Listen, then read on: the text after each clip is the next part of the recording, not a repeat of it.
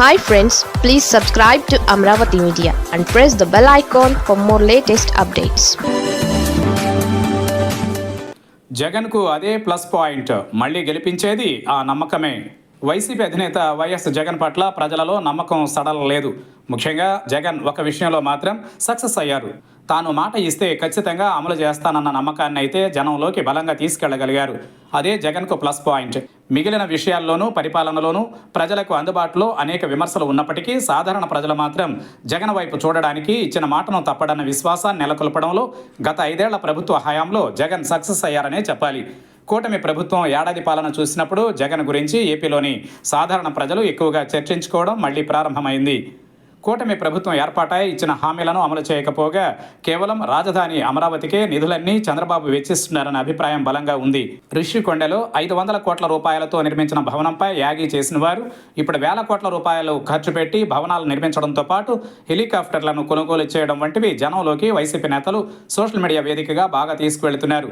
చంద్రబాబు తమ వర్గానికి ఏమీ చేయరని, జగన్ అయితే తమను పట్టించుకుంటారన్న నమ్మకం పేద మధ్యతరగతి ప్రజలలో బలంగా నాటుకుపోయింది. అదే జగన్కు వచ్చే ఎన్నికలలో బలంగా మారనుంది. ఫీల్డ్ లెవెల్ నుంచి వస్తున్న ఫీడ్బ్యాక్ తమకు అనుకూలంగా వస్తుండటంతో జగన్ బిందాస్గా ఉన్నారని చెబుతున్నారు. అందుకే జనంలోకి వెళ్లేందుకు కూడా ఆయన పర్యటనలను వాయిదా వేసుకుంటున్నారని పార్టీ నేతలు చెబుతున్నారు.